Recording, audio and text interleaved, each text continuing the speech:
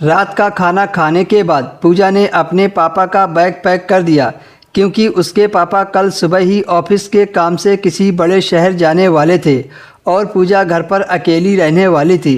पूजा की मम्मी उन दिनों मायके में थी। पूजा के पापा ने पूजा से ये भी कहा था कि तुम हमारे बॉस के घर चली जाना, वो बहुत अच्छे इंसान हैं। अगले दिन सुबह सुबह 8 बजे पापा घर से निकल गए और पूजा से कह गए कि कुछ देर में मोहित अंकल के साथ चली जाना, वो तुम्हें लेने के लिए आएंगे। पापा के जाने के बाद पूजा ने भी अपना एक छोटा सा बैग तैयार कर लिया और ज़रूरत का सामान कपड़े वगैरह पैक करके तैयार हो गई। लगभग 10 बजे अंकल आए और पूजा को कार में बैठाकर अंकल अपने घर की तरफ चल दिए। पहले तो अंकल ने पूजा को अपने घर छोड़ा और फिर ऑफिस की तरफ निकल गए। थोड़ी देर में होटल से खाना आ गया जो उन्होंने पहले ही ऑर्डर किया था। पूजा ने खाना खाया और आराम करने लगी। थोड़ी ही देर में पूजा को नींद आ गई और वह सो गई। अचानक से दरवाजे की घंटी बजी और पूजा की नींद खुल गई। उसने घड़ी देखी तो शाम के 5 बज गए थे। पूजा ने दरवाज़ा खोला तो सामने अंकल खड़े थे। उनके हाथ में फल और कुछ खाने पीने का सामान था। पूजा ने अंकल के हाथ से सामान लिया और अंदर रख दिया। कुछ देर में अंकल फ्रेश होकर आए।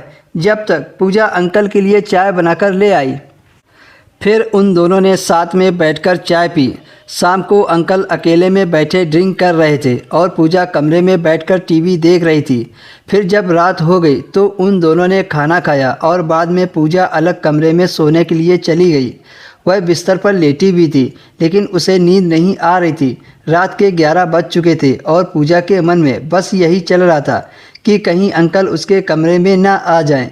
वह लेटी लेटी यही सोच रही थी। उसका सोचना भी सही था। तभी पूजा ने देखा कुछ ही देर बाद अंकल उसके कमरे में आ गए। जैसे पूजा ने अंकल को देखा तो वह उठकर बैठ गई। अंकल पूजा के पास गए और वो अपने हाथ में कुछ लिए थे। जब पूजा ने गौर से देखा तो अंकल हाथ में नोटों की गड्डी लिए थे।